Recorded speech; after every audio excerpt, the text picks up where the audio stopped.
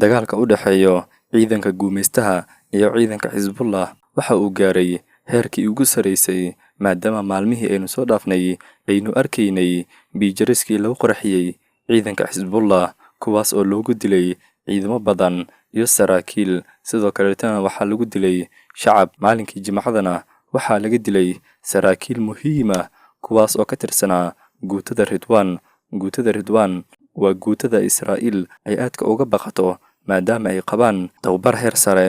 Muuqaalkeena maanta waxaynu ku soo qaadan doonaa dhibaatooyinka isdaba joogga ahaa ee la gaarsiiyey ciidanka Xisbullah iyo sidoo kaleeto dagaalka haatan heerka uu marayo. Ku soo dhawaada daawadayaal muuqaalkeena maanta.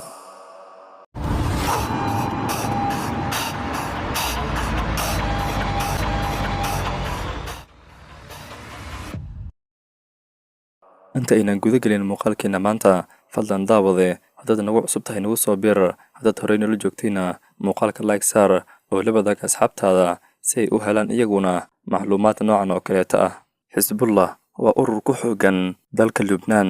Waxaa la aasaasay sanadkii 1985 kadib duulaankii Israa'iil ay ku qaaday Lubnaan 1982. Ujeedada loo aasaasay Xisbullah waxay ahayd inay la dagaalamaan ciidanka gumaystaha sidoo kaleetana ay taageeraan muqaawamada Falastiiniyiinta. Waxay taageero xoogan ka helaan dalka Iiraan kaas oo taageero ururada ka dhisan bariga dhexe oo dhan sida ururka ka dhisan dalka Yemen ee loo yaqaano Nasrullah. Dalka Iiraan wuxuu kaleeto taageeraa ururada ka dhisan dalka Syria iyo Ciraaq, waxayna siiyaan taageero dhinaca militariga iyo dhanka dhaqaalaha. Israa'iil iyo Xisbullah waxay galeen dagaalo dhowr ah, waxaana ugu weynaa dagaalkii 34 maalmood. Dagaalkaasi oo dhacay 2006 kadib markii Israa'iil ay weerar ku qaaday dalka Lubnaan, markaas oo Xisbullah ay afduubteen ciidamo ka mid ah ciidanka Israa'iil. Xisbullah ayaa si weyn u taageerta ciidanka Falastiiniyiinta, gaar ahaan guutada Xamaas oo ka dagaalanta marinka Khaza, kuwaas oo haatan dagaalka ku wada ciidanka gumaystaha. Ninka ugu sareeya ee Xisbullah oo la yiraahdo Xasan Nasrallah ayaa in badan ku soo celceliyay inaysan muqaawamada Falastiiniyiinta aysan ku cidlayn doonin dagaalka ay kula jiraan ciidanka gumaystaha. Israa'iil ayaa in badan weerarta dhulalka sida Syria, Lubnaan iyo Ciraaq maadaama meeshaas ay ku xoogan yihiin ciidanka Xisbullah, kuwaas oo loo arko inay khatar ku yihiin amniga gumaystaha. Israa'iil in badan waxa ay qaaday duqaymo aad u sareeyo kuwaas oo ay ku bartilmaameysatay hogaamiyaasha Xisbullah kuwaas oo ku sugnaa dalka Lubnaan, Ciraaq iyo sidoo kale Syria. Maalinkii uu bilowday dagaalkii 7 Oktoobar sanadka 2023, markaas oo muqaawamada Falastiiniyiinta ay weerar xoogan ku qaadeen dhulka uu gumaystuhu gacanta ku hayo. Markii uu bilowday dagaalka maalinkii 7aad, maalintii ku xigtay ee 8aad, ciidanka Xisbullah waxa ay ku soo biireen dagaalka iyagoo ku soo tuuray dhulka gumaystaha gantaalo, kuwa ridada dhexe iyo kuwa ridada dheer, kuwaas oo geystay burbur baaxad leh. Inta badan ciidanka Xisbullah waxay bartilmaameysadaan goobaha militari ee uu leeyahay gumaystaha, taas oo u horseeday in gumaystaha isaguna uu qaado duqaymo bahalnimo ah oo uu ku gaadayo saraakiisha ugu sareysa ee Xisbullah. Bilooyinkii u dambeeyay, ciidanka Xisbullah waxaa la gaarsiiyey jug aad u weyn maadaama laga dilay saraakiil waaweyn ah, waxaana ka mid ahaa sarkaalkii lagu magacaabayay Fahad Shukri, kaas oo la dilay bishii Julaay dhammaadkeedii. Maalmihii aynu soo dhaafnay, maalinkii Talaadada iyo maalinkii Arbacada, waxaa laga warhelay in la qaraxiyey biijaradii ay isticmaalayeen ciidanka Xisbullah, kaas oo loo adeegsado inay ciidanka ku wada hadlaan. Hal mar waxay ka warheleen qaraxyo dhanka biijarada ah oo ay isticmaalayeen saraakiisha iyo ciidanka ugu muhiimsan Xisbullah, kuwaas oo soo gaaray dhaawacyo iyo dhimasho.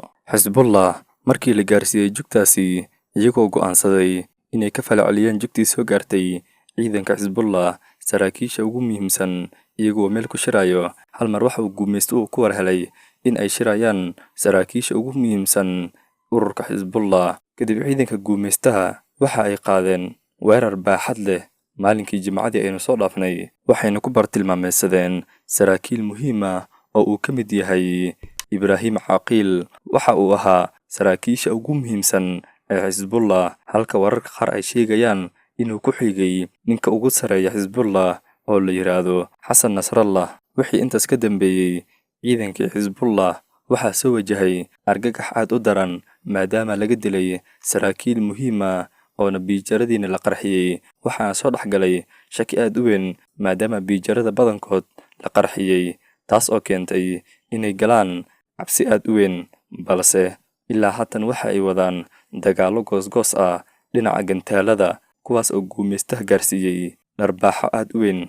Inkastoo la filayo inay Xisbullah ay aargudsan doonaan, haddana ma muuqato inay haatan diyaar u yihiin inay dagaal la galaan ciidanka guumaystaha. Sida ay falanqeeyeen khubarada dhanka militariga, ciidanka Xisbullah waxay ka digtoon yihiin inay la galaan ciidanka guumaystaha dagaal saf ballaaran, maadaama ra'iisul wasaaraha Israa'iil Benyamin Netanyahu uu doonayo inuu dagaalka marinka Gaza uu ku ballaariyo bariga dhexe oo dhan, taasoo u horseedaysa inuu isaga sii joogo xilka. Haddii uu joojiyo dagaalka uu ka wado marinka Gaza, waxaa la iskula soo laaban doonaa dhanka maxkamadaha, taasna ma doonayo isagu.